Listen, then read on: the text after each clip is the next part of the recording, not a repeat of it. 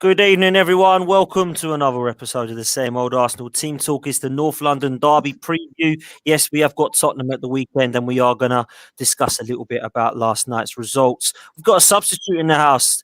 Corey's joining us. Manny is not well, unfortunately, so Corey is with us. Corey, how you doing, bro? I'm good. I'm the super sub. Let's get it right. Super sub. Man, you are. But it's been a little while, so yeah, glad to be here, man.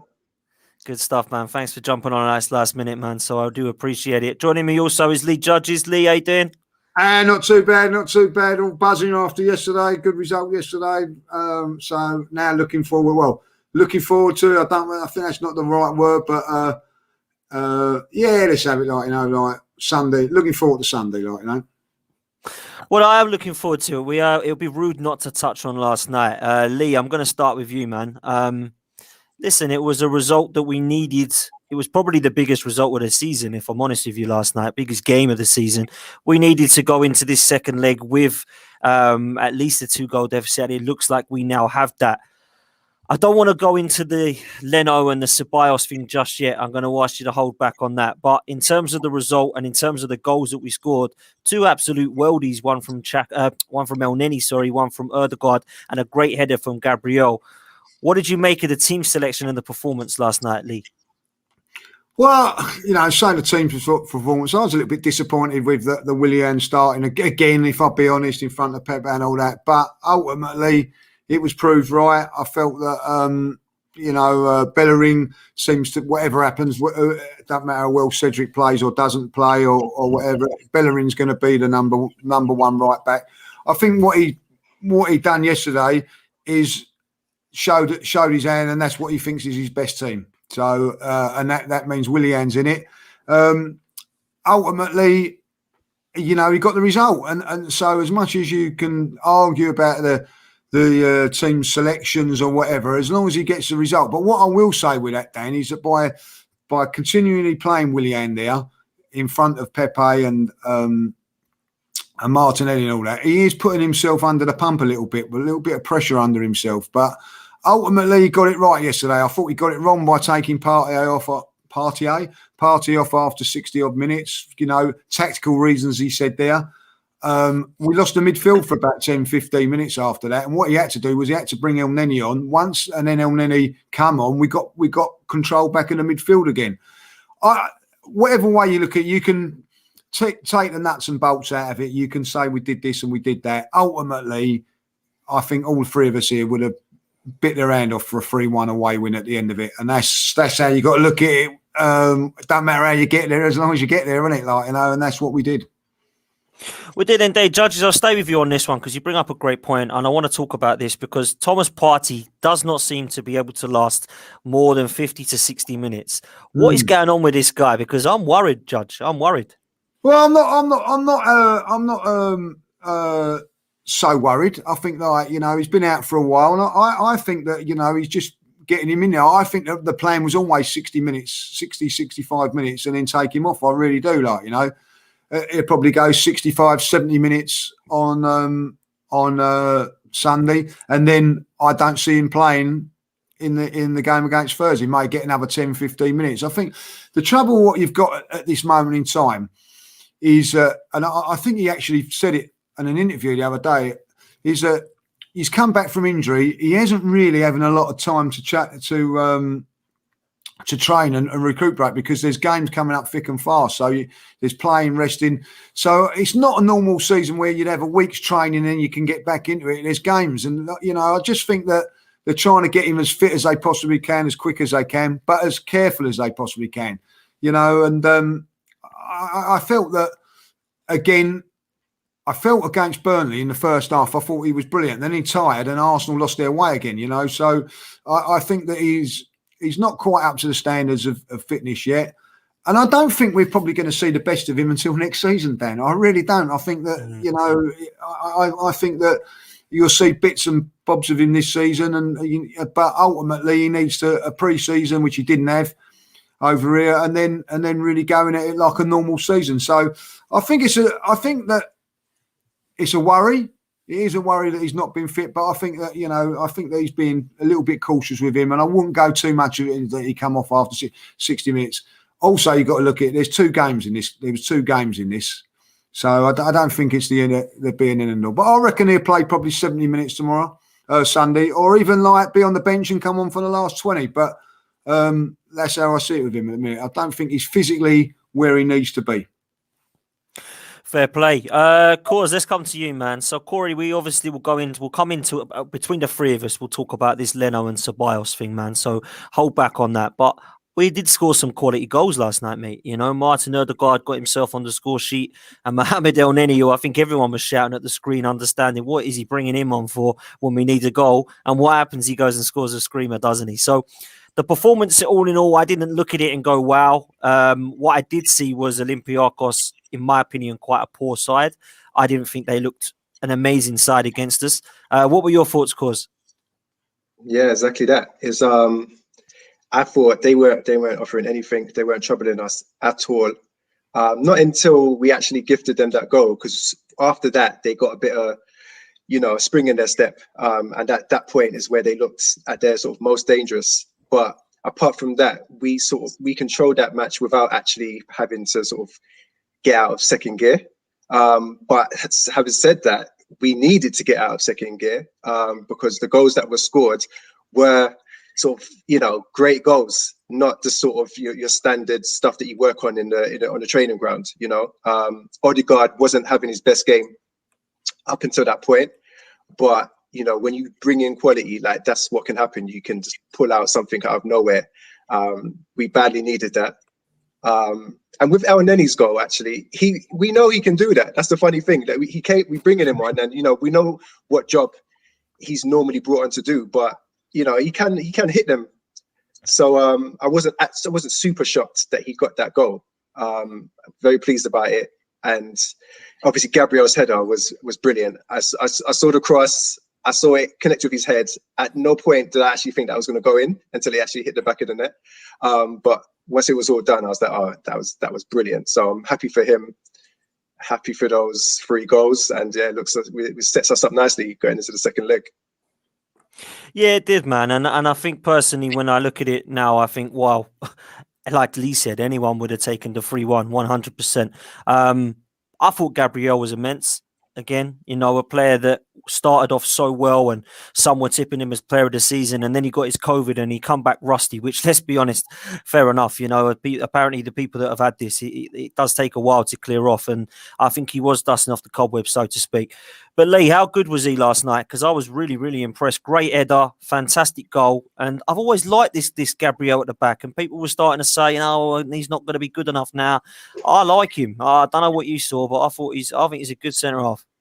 Listen, I have to say, he's had a couple of bad games. Benfica, he was poor about in the game, but people forget his first 3. He set himself such high standards. The first 3 months he played in, he was player of the month for every season. And I think that COVID thing did take a little bit out of him. He's had a little bit of a break, and what's put the little bit of pressure on him, what I liked about his performance yesterday, the pressure that's been put on is from Mari, because Mari's played really, really well. Put pressure on him to play well, because he knows if he had a poor game yesterday, it's probably like people would be calling for Mari to come in. Produced a fantastic performance because he's a good defender. He's got pace. But the goal last night, and that's the other thing, is he can score from set pieces as well. I think that's his third. Is that his third or second or third? But what an header! That's not. I haven't seen someone score a header like that for a very, very long while. If I'll be honest, what I mean, when it hit his head, it was still so much to do to get up there, get the power, get the accuracy as well. Fantastic. But I just think the one good thing about him, which we've not had for a very, very long while, is a centre half with genuine pace. And I mean genuine pace. So if he does make a mistake, he can get back there and all that. And I've been really impressed with him. He's had 2 or 3 bad games for the Arsenal.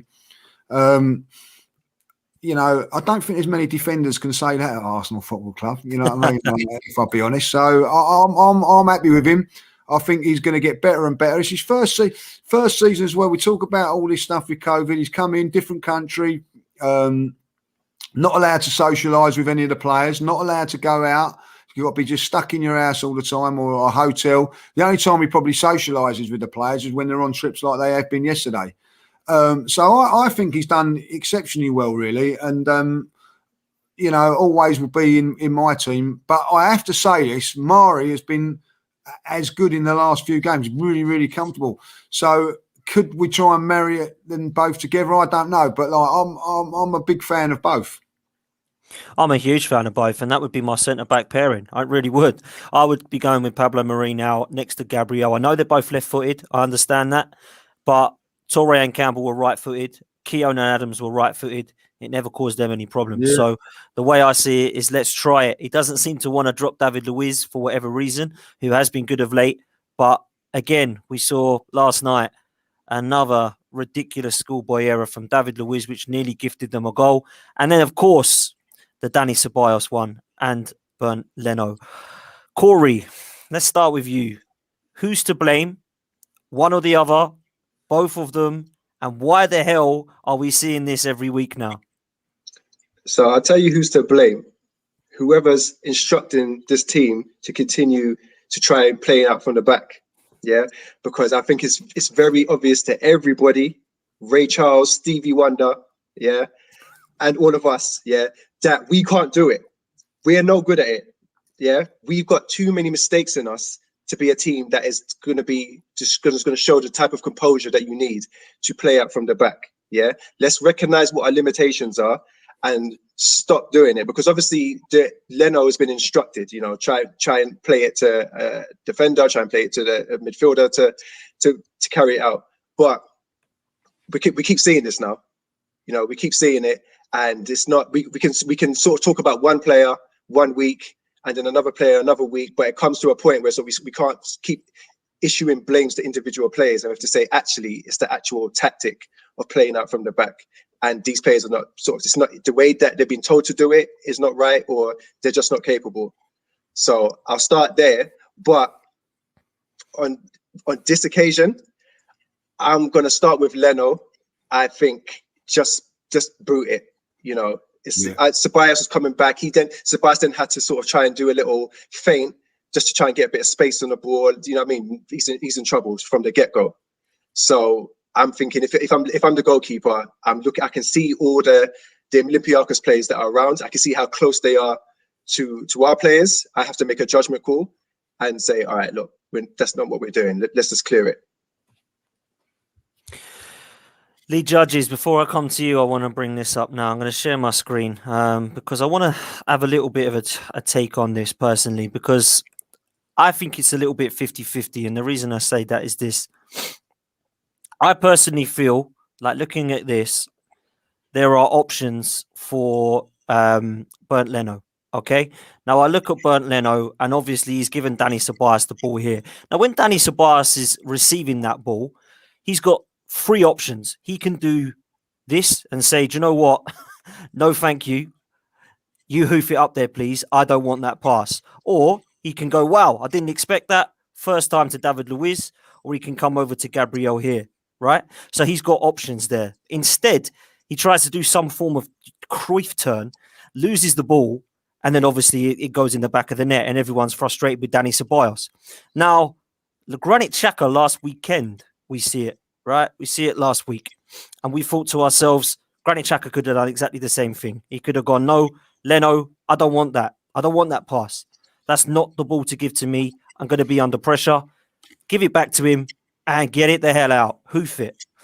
But I take what Corey's saying, because Arteta does not want Leno to do that, because we saw it in the goal that we scored before Xhaka's mistake last weekend. We scored from it. Yeah, we're playing out from the back, and it's nice. We've scored a couple of goals from it. Not many, by the way, but we have scored a couple of goals from playing out from the back. But what is it about these players that are so error-prone that don't seem to be able to sense danger? Because from a Sunday league that I played, it was always, don't cross it across your box. Yeah. And if in that, get it out. Yeah. So why is it we can't go back to basics, Judge? Games change for whatever reason. And listen, I don't think for the right reasons. Let's get this into sort of. You can blame the manager because he's obviously instilling this in the players. Odegaard done it in the first 10 minutes of the game. Yes, they got away with it. But so nothing's really said about it. David Luiz done it, and how the forward's not scored that goal, I'll never know. Like, you know what I mean? It's an open goal. He's only got rid of target. It's a goal. Yeah, doesn't do it. Danny Ceballos does it, and he doesn't get away with it. The fact of the matter is, it's like if you keep running across the M25, the chances are one time you're going to get hit. You know what I mean? Like, it's, you know, that is how it is. So the fact of the matter is, and this is what I'll say, and the players are not learning, the manager's not learning, the whole group of teams not learning. I'll tell you why.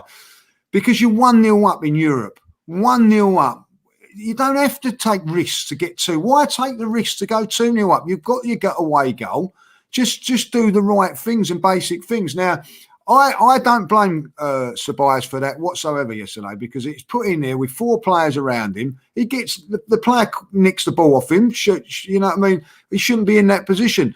The ball there, and what was you know, you want to get that fantastic graphic up again, like, you know what I mean? No problems. But you got why couldn't have Leno played it to David Luiz and we play out from there where it wasn't dangerous? Why not do? And actually, David Luiz actually then could have played it forward one more to Bellerin, and that would have took that 4 players out that were chasing down Danny Ceballos. So I think it comes down to decision making.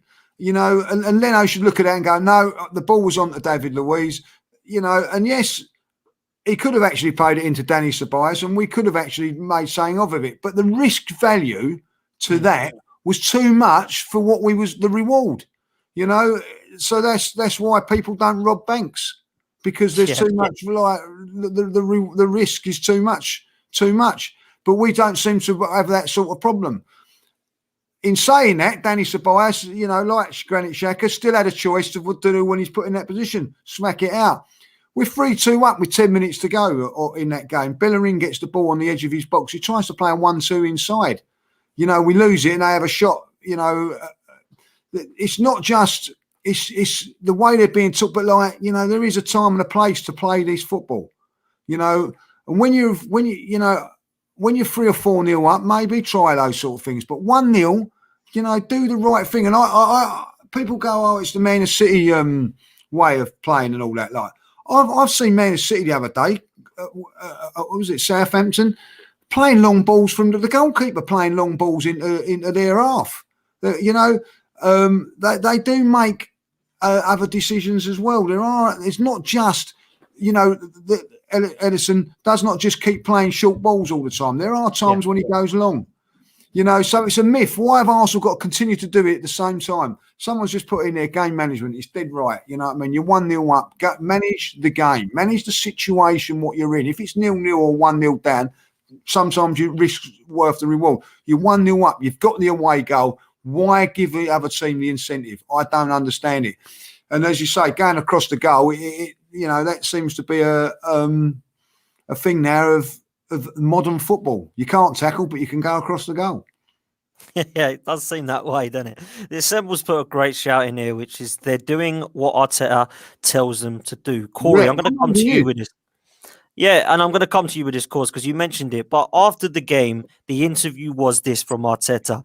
No, it is not lapsing concentration. They are just not getting the passes right at the right time, which to me says we're going to continue doing this until we get it right.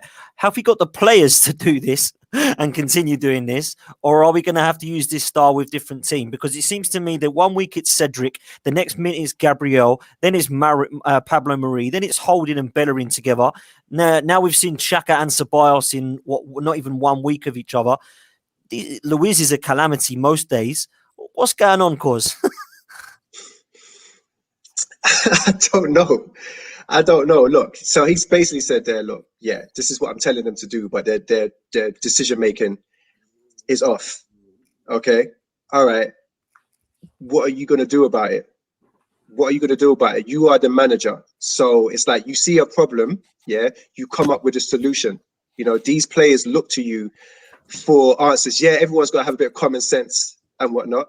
But if you've seen that it's not working, and we're not just talking about one player or 2 players, yeah, then you need to look in the mirror and be like, okay, maybe I need to change something. I maybe to do something a bit different, or maybe they're not getting it.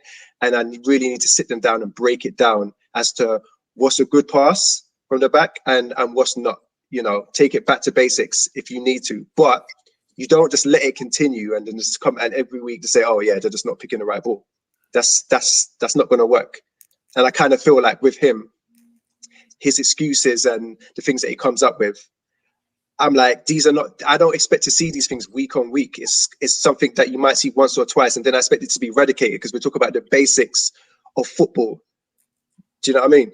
So I think it's down to him, and I think it's down to the coaching staff.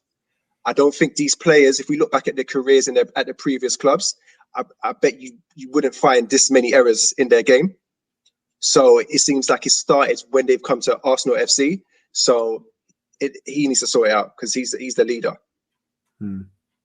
I 100% agree. Judge, I'm going to bring a couple of comments in here. Brad Richardson says, Unai Emery's biggest problem was going against his way of playing.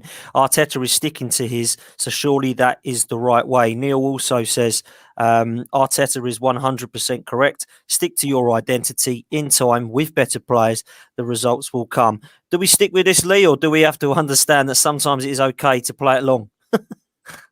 Yeah, I think there's a bit of both in it. I totally agree with what he's saying here, but because you've got beliefs and all that, doesn't mean to say like when you're 1-0 up with a minute to go, you're going to try and play 5-yard passes in your 6-yard box. All good teams know when to play and when not to play.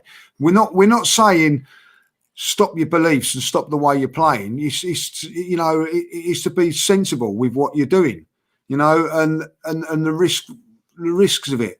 I'm a big believer like that. There has been a bit of improvement under Arteta. I'll tell you what, I had a conversation with Russ the other day, yesterday, or was it this morning, whenever, and he come up with a good point on a group chat or something that he come up with was that we do look like we're in control of games more now.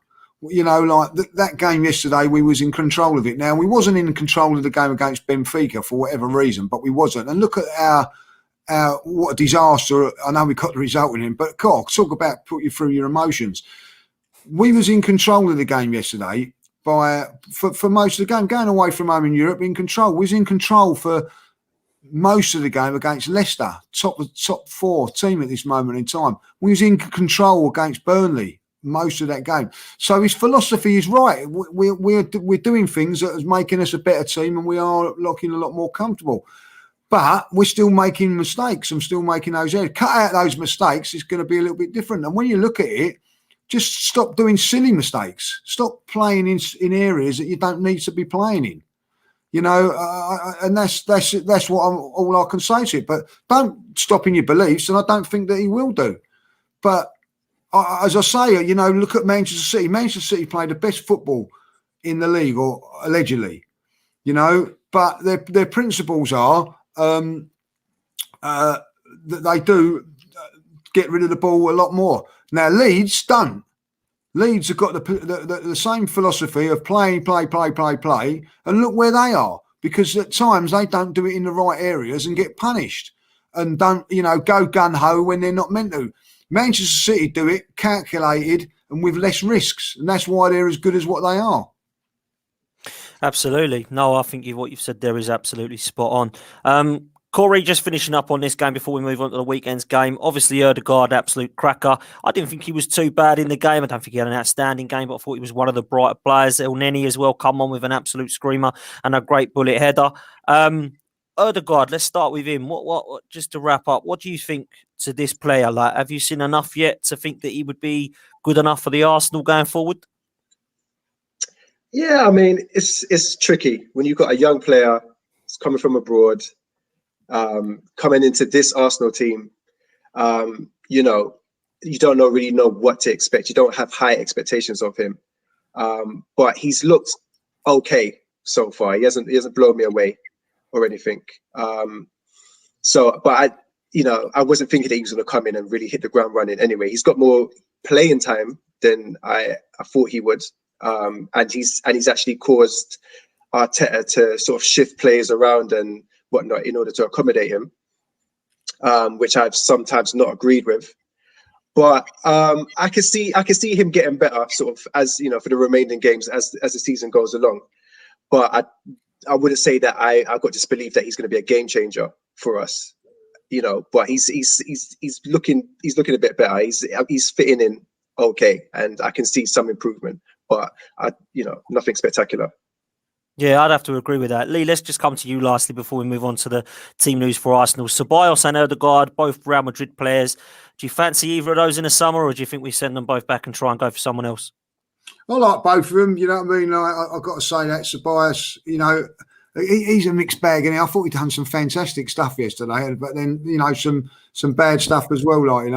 It depends on the price with him. Like Odegaard, I thought done really well yesterday. I know he made that mistake, but I like what he done. He probed and he looked good. Great shot, and looking better and better. You have to give it a little bit of credit to him, where he's come in for hardly played any games. He sort of, people turn around and say, "Oh, you need to learn how to get used to the Premier League." He sort of got up to speed very, very quick, but I'd like to be able to say, yeah, we can keep him. He does look like a fine, very, very good player, very, very strong. All left foot, which I didn't think that he was, but he is. But I've been quite impressed with him. I think listen, I think Danny Ceballos can come in and do a good job as a backup. Say if you've got Partey, Basuma, Ceballos and Odegaard as a midfield, along with Smith Rowe, maybe one more. Probably have to be Granit Xhaka as being there as well. Yeah, ain't a bad midfield then, but we need to upgrade. We need to get another big player in alongside Partey. I really do like an Odegaard or an Awar or someone like. If we can't get Odegaard, then let's go. We need to. If we can't get Odegaard, we need to get someone as good or even better than him. But I quite like Odegaard, but I don't think Real Madrid are looking to sell him at any stage, unless he wants to go. Unless he turns around and says, "No, I've had enough of it here and I want to go." But I think he looks a very, very good player. I would agree with that. I don't think he sets the world alight. Doesn't look like Kevin De Bruyne. I think he looks like he's got creative in him. I think he's got some freedom to run. I think he can see a pass. I quite like the way he's left-footed. He seems comfortable on the ball. But I'm not so sure that Real Madrid will want to sell him. With Danny Ceballos, personally, I don't want the guy. I don't think he's shown enough consistency. I can count on one hand the amount of amazing games he's had, and all the others have either been below average or bang average. So I would say that we could probably do better than Danny Ceballos. But looking at the price for Danny Ceballos, around about 20 million, we'll probably end up getting him, because that's about the sort of realistic price that I think we're going to be looking at personally. But if you said to me now, we're going to go for Basuma and Danny Ceballos is going back, that's the order. I'd rather have Basuma than Danny Ceballos, because I think he's an on-form player. He's the one that can slot in next to Partey, and I think we should be trying to get somebody like that personally ahead of Danny Ceballos. So that's just my opinion. Talking of team news, we're going to go into it this weekend. It was very, very strange last night, I suppose is the only way I can see it, that Pepe didn't get the nod. Corey, let's come to you. The team news, I think we will go with against Spurs. Leno will obviously be in goal.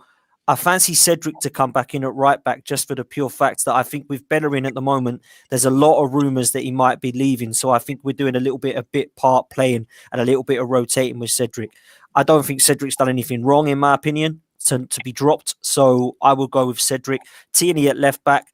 I think he's probably going to either stick with Gabriel or bring Pablo Mari back in, because he seems to like this Pablo Mari and David Luiz partnership at the moment in the league. But I would personally keep it as it is. I think Xhaka and Partey will both play. I think Smith Rowe will come back in as a number 10. I think it will be Saka and Pepe. And I think it will be Aubameyang. What do you make of the team news? What do you think of that team? And would you change anything from that, Cos? I think I agree. I think that's what the team will be. It's hard to predict. Yeah, very. Especially that sort of at the back, because you're never quite sure, especially at the right back position. Midfield, I think Partey was taken off before the 60th minute to save him for this match. I definitely feel like we need somebody that's got a bit of presence in midfield. Going up against Tottenham's midfield, and Dembele and Højbjerg are quite, they're quite the duo in midfield, so we can't have a weak midfield going up against them. So yeah, I think Partey and Xhaka. You think Pepe coming back in? I probably disagree. I think he'll probably go with Willian again, because I think he's got it in his head that Willian is like a sort of hard worker, tracks back, helps out the fullback that he's playing in front of, could probably drop into midfield as well and add extra body there, a bit of tenacity and whatnot. And I think he's going to want that in a North London derby. So I think he'll go with Willian, obviously Saka, and Aubameyang up top. So yeah, pretty much what you said. Judges, let's come to you. Anything that you think is going to be changed there from Corey? After listen, it's very hard to predict with this manager in it, but I think it's going to be roughly that, isn't it?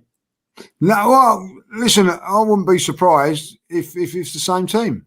Same team as I don't think he'll make too many changes for this. I really don't. I think he'll make the changes in the next game now on Thursday. I think whatever you can say what you want about bringing in Cedric and all that, like he proved yesterday, Dan. I don't care what anybody says. That was a massive game for him yesterday, and he went with what he feels is his best defence. He went with his best back four, which I think was his best back four. So, and I also think that he went with what he feels is in the midfield and up front. Everybody was available yesterday. I can see what you're saying about bringing in Pepe and all that, but I think that you can't predict with this manager, like Corey's right. You just can't predict with what he's going to do, because there's always a curveball in there from somewhere along the line. Like last week, it was Chambers come in like completely out of nowhere, So it's very, very hard to predict his team. I think they'll go with the same team. I don't think there'll be no changing. I don't think there'll be anybody changing. I think that it'll be the same, roughly the same team. I really do. I'll be and I'll tell you what, I'll be very surprised if Willian doesn't play, and I think then Willian will be left out on Thursday, have a little rest. For whatever reason, he rates him. You can't, because that was the game yesterday where you play your best team. I can't fathom how much that game meant to yesterday. We needed to. I know they're not probably the greatest side in the world, but we needed to win that night, and we done So I think he showed his hand there yesterday, which is his best team, and he went with it Well, Lee, let's bring this in because Melina's in the house. Melina, big up to Melina. Thanks for watching. Right. Lee and Dan, what more does Pepe and Martinelli have to do to get a start? It's a great question, Lee. Yeah. I don't understand what Pepe's done wrong. I don't know why Martinelli's not getting games. Please explain. Well, for me, listen, I agree, and that's what everybody's frustrated about. You know what I mean? Let's get this right about Pepe. It's nothing ever to go at Pepe, Willian. He's done well in the last couple of games. He's played well. He's not been outstanding. He's done okay, but his performances have gone up a grade to what they were. He does not deserve to be in the team on performances over the last 6 months to someone like Pepe. Pepe deserves to have more performance to be in the side more than him. Pepe deserves to be in the side probably more than Martinelli, but Martinelli, we're all going on what he'd done last season before he got injured. That is the point. And that's why fans have got a little bit of the beef about it. But in saying that, he's got the results. He's got the result yesterday with Willian in there. What I'm saying is he's putting himself up to tremendous pressure because people like Mel and me, and we're all saying the same thing. Why is he not playing?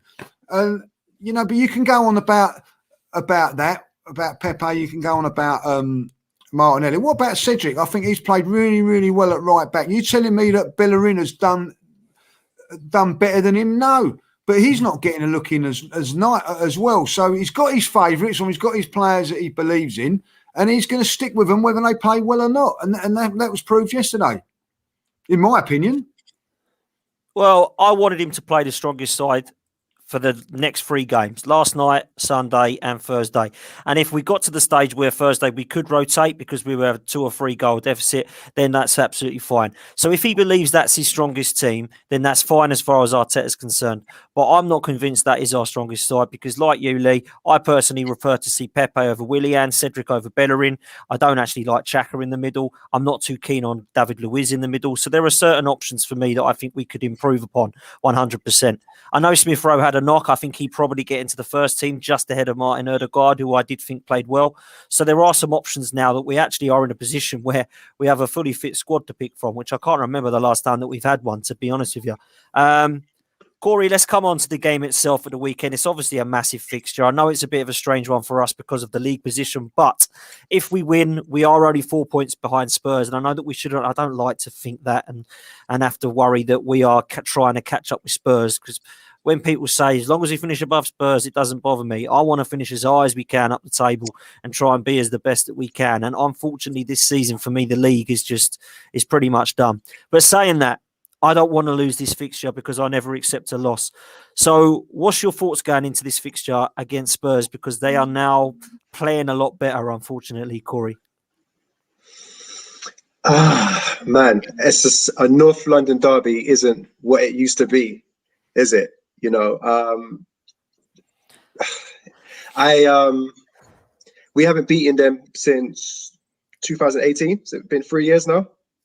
3 years since we've beaten Tottenham. Like, just let that sink in for a little bit.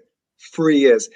Emery was our manager the last time we beat Tottenham. I think it was 4-2. And you know, it's just a reminder. Sometimes we sort of watch Arsenal, and you know, some days it sort of sinks in that, oh, you know, what our disposition is at the moment. Like, we're in 10th. You know, some fans think, oh, you know, trust the process and whatnot.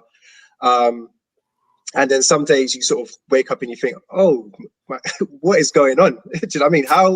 How did Tottenham get where they are and us get where we are? It's just, you know, and you start thinking about the mismanagement of the club, you know, the managers that we've hired. You know, it's not a good time when the North London derby comes around for me, because, like I said, stark reminder of how much we've fallen as a club. And now I look at this game coming up and I see that they have Gareth Bale back there, you know, multiple Champions League winner. He's looking great. He's looking like one of the best players in the Premier League right about now. Kane is right back in form. You know, his last couple of games, he scored, 4 goals. They've got Son, who's been one of the best players in the league for a couple of seasons now. Like, their midfield looks good. They've not been in the best form this season, but they're coming back into form, it seems, at the right time in terms of, you know, this matchup. And, you know, anything can happen, they say, in a North London derby, but I think the fact that there's no fans means that, you know, the fans can't get behind the team and we can't sort of drive them on. So it's just them out there. They're alone out there in this fixture. In against a team that's in good form. And I feel like for Tottenham, this fixture means more to Tottenham of late than it does to Arsenal in terms of their will to win, because they actually do win it more than us these days. And the players that we have in this team and the manager that we have, I don't think that drive and that passion is really there to take 3 points from this fixture. So I look at it with the kind of glass half empty, unfortunately. However, we do have the players that can beat Tottenham. You know, they're still not great at the back. You know, Davinson Sanchez has looked a bit better of late, but Lloris, I can't pronounce his name, but he's got a mistake in him. We could do it, but I just don't know if these players have got the backbone and the heart to do it. So that's where I'm at. Do you know? Yeah, man. Just to say what, like Corey's saying here, I was told, because I went on the Spurs channel earlier on, like, you know, the last 15 North London derbies, Arsenal have won 3. In the last 15. Wow. Well, listen, it's been 5 with the rest of the draws, but that just shows you the state. That, you know what I mean? That is poor. That is poor. Yeah. Really, like, you know what I mean? Like, you know, we've got, you know, Mourinho's lost 2 games against, I think it's someone said 2 games on 1 game in 22 against Arsenal. Yeah. And Well, that was listen, Lee, I think the Man United game when they was playing in the Europa League semi-final a couple of days after.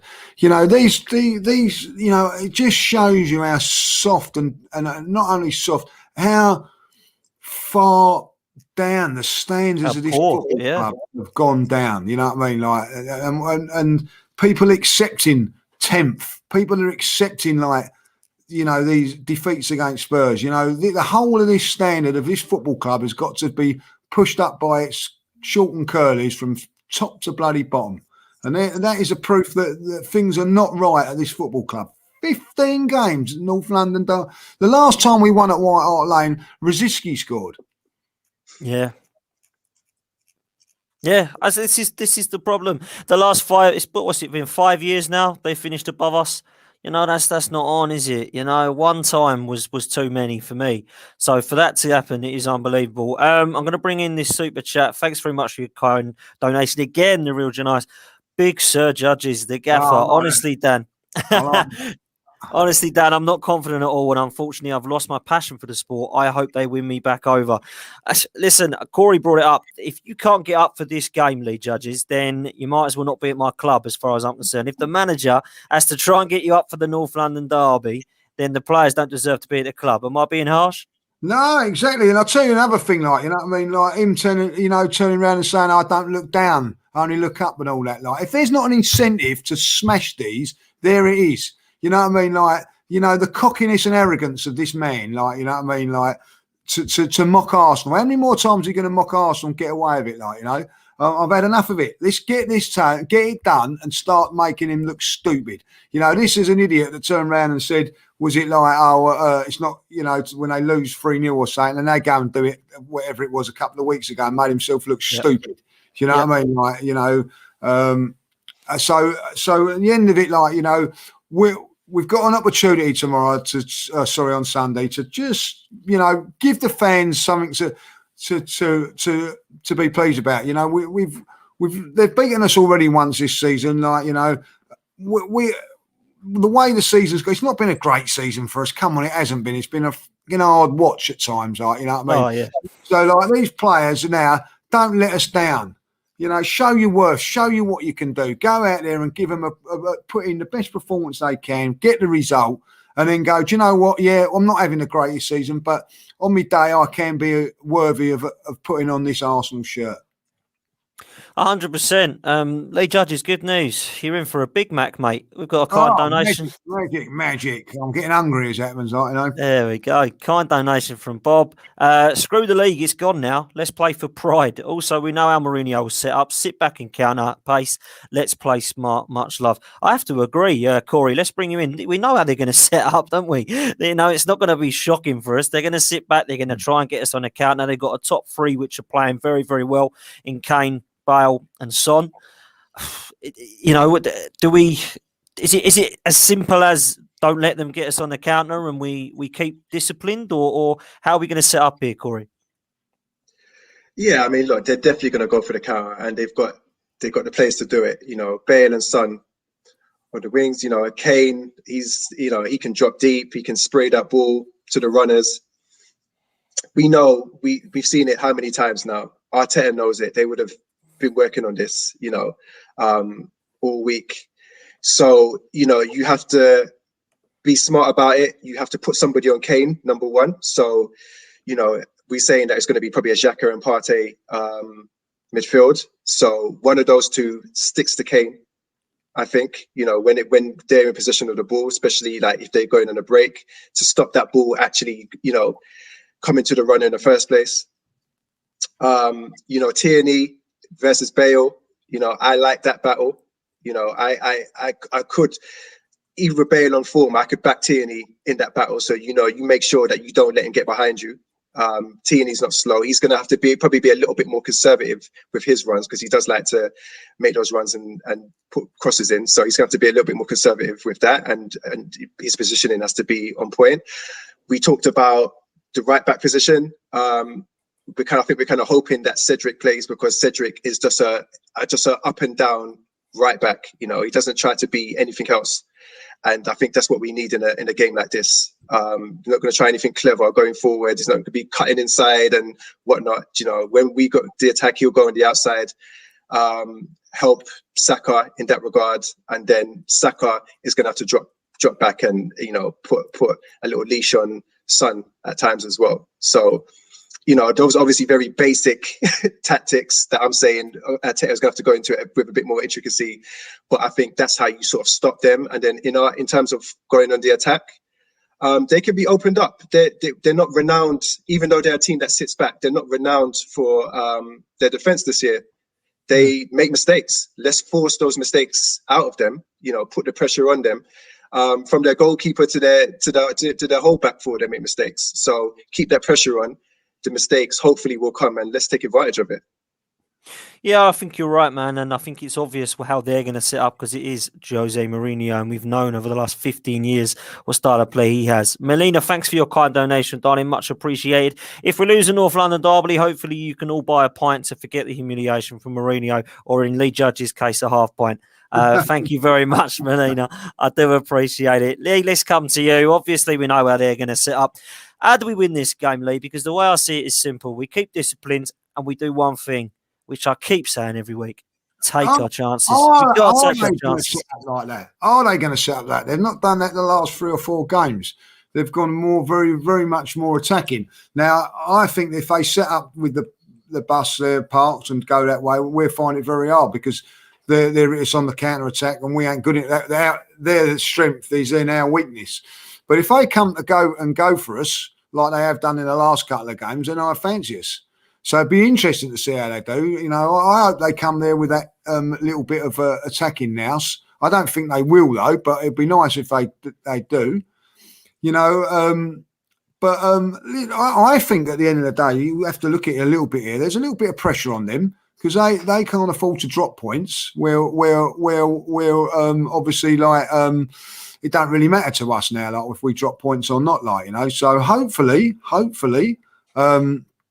we can get the result, and I think like well, what I turn around and say to them is that they give it, let them come on to us, you know what I mean, and we take our chances. That's what I want. I want them to, you know, the cockiness and the arrogance of them to come out and let us take them on, like, you know what I mean. That's what I want. Yeah, and it's what we all want to see, is to actually go there and be up for the game. You know, I just want to see a performance. I want to see us giving it all. And like you say, Lee, to have that amount of time where we haven't actually, you know, managed to win comfortably. I remember the Rosicky goal you're talking about, the 1-0 in the first minute, wasn't it? I was saying, I think. And first minute, and then we hang on for the rest of the next 89 minutes, like, you know. Oh, listen, I don't care. Just get the 3 points that do me on Sunday. But I just don't want to lose to this team, because, you know, we'll make them go fly ahead of us. And coming to you, Corey, I think they have got a frightening front three. Let's have it right. You know, on their day, Gareth Bale, Harry Kane and Son can cause us an unbelievable amount of problems. And although I don't think they're defensively sound, I still think that our defence has got a mistake in it. Although we've been better defensively, everyone keeps talking about under Arteta, we've seen that we have still got errors in us. So I think the way that we're going to try and get something out of this is to keep that front three quiet. Now, it might surprise us. They might not all play. There's rumours of Kane having a knock. I think we all know that he's going to start. That happens every single North London derby, doesn't it? He's going to miss out, and then he always seems to play 90 minutes. So the front three surely is where they are strong. Would you agree, Cos?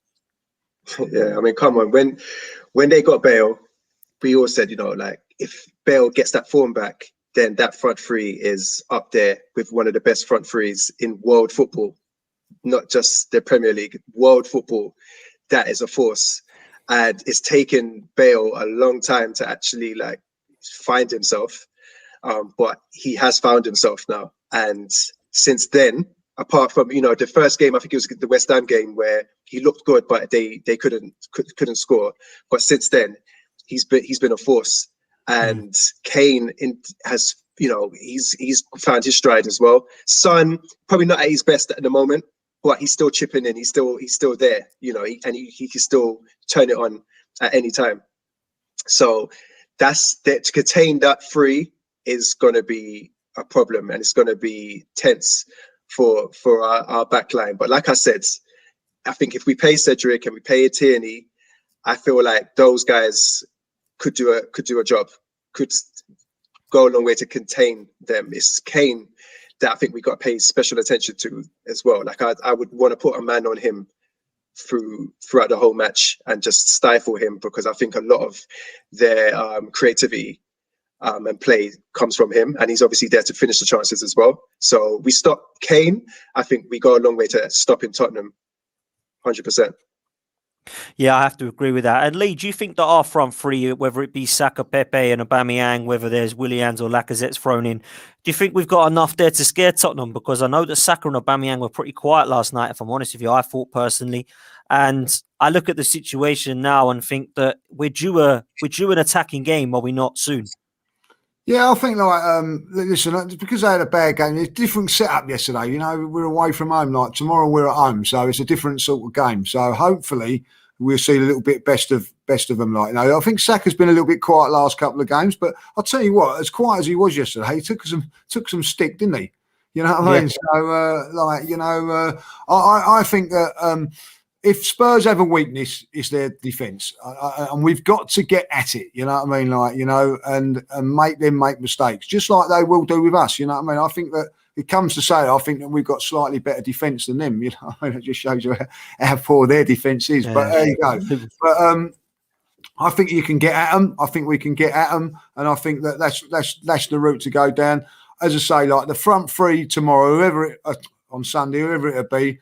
I think, as I said, it'd be the same 3. They've got to perform. I thought Aubameyang, by the way, was very quiet on Thursday, on the periphery of the game again. He needs to be like a little bit more at the front of it, like, yeah.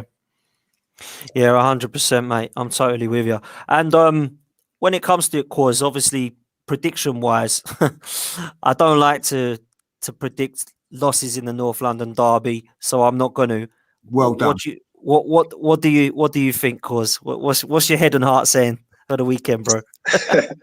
I know what I said, but I'm gonna be optimistic, because I did say that I think we do actually have it in us somewhere to get a result. You know, it's not like they're just a much better team than us. We've got some players there that can hurt them. So optimistically, I'm gonna say a 2-2 draw. I must admit, mate, it's going to be very difficult to take 3 points, because they are a good team going forward. Lead judges, let's come to you. What do you think the prediction for Sunday is going to be? I can understand where Corey's coming from there, but I'm going to back the Arsenal on this one. I think that mainly because we're at home. I fancy it. I think because of that, like, you know, I wouldn't be surprised if it was a draw. But I'm gonna back my team today. I'm gonna go Arsenal 2, them down the road 1. Fair play. I'm gonna agree with Corey. I think it will be a draw. I'm gonna go 2-0. I'm gonna go for Desmond. I actually think it will be quite a good game, this one. You know, sometimes it's a little bit cagey, isn't it? It's quite, you don't know what's going to happen with the North London derby. It's all 0-0 for so long, and then someone will score, someone will get it. I don't think it will be like that. I think this one will be quite a different game that we've seen. And as far as I'm concerned, and I'll come to you both lastly on this, the league is done. I don't know what you guys think. The league for me is done. It's all about trying to get as far as we can in the Europa League. And I don't feel personally like we can go into this game with that attitude, because this isn't just, the league's done. This is the North London derby. Go into the West Ham game with the attitude of let's rest for the Olympiacos recovery. Let's concentrate on the next Europa League game. 100%, as far as I'm concerned, because I don't think we're going to get in the top 4, and I don't think we're personally going to get in the top 6. And I know a lot of people can say we're only 3 points off or 4 points off. We haven't got the consistency, in my opinion, to be considered European football next season through the league, in my opinion. Lee, let's come to you on that. What's your thoughts for the rest of this season, mate? Just try and get as many wins as we can. Try and get as high up as the table as we can. You know, that's all we can do. I don't think we're going to And that builds confidence going into next season. I think that's what we've got to start doing now, getting confidence, start being a bit more ruthless and start being consistent. You know, one win here, then a defeat, then a draw, then a draw, then a defeat, then a win. That ain't good enough. You've got to start banging in some results. And, you know, the next 3 or 4 games are testing for us. I know you can think that they are. They're not. Spurs away, West Ham away. Then they've got the international break, Liverpool. So let's see how good we are, you know. And it's no good saying, oh, we've got Liverpool and we've got this and we've got that. We've got to start producing performances and wins. And we're not doing it. I totally agree with you. Like, you know, we've got to start showing signs of consistency moving forward. And it's no good when people turn around and say, oh, well, we're improving this and we're improving that and this is getting better and this is getting better. We're still not getting consistency. Consistency, making sure we're winning games of football is what we need to do. And we need to start that on Sunday. Fair play. Cause, just lastly, what do you think of that? Russ has come in and said that the league's done. Get the next 2 games out of the way and start playing a few younger kids to see if they're good enough. Now, someone put in the chat earlier, actually, that Aziz and some of the other lads are playing tonight, Ballagans, and they're 3-0 down against Blackburn. So that don't sound too great. But what do you make of that comment, mate? Do you think it's time to kind of experiment a bit in the league, or do you just kind of try and win every game still and see how high we can get? Yeah, just take each game as it comes, try and win every game. Build some momentum. Momentum is very hard under this manager because you know, you have a good game, he's probably going to drop you the next game. That's your reward for it. You know, against Leicester, you know, 2 best players, Pepe and Willian. Against Burnley, you know, let's build some momentum. We just great performance from Pepe. What happens? Dropped. Cedric puts in a great performance. Next game, what happens? Dropped. So I think, you know, basic football, basic sports, you know, you don't build momentum by dropping the players that played well for you. So when we talk about build momentum and get wins together, under this manager, I don't really have faith that we can do that. So we do have to take each game as it comes. Obviously, the Europa is our best chance of gaining any type of silverware and a route into the Champions League. So that has to take focus.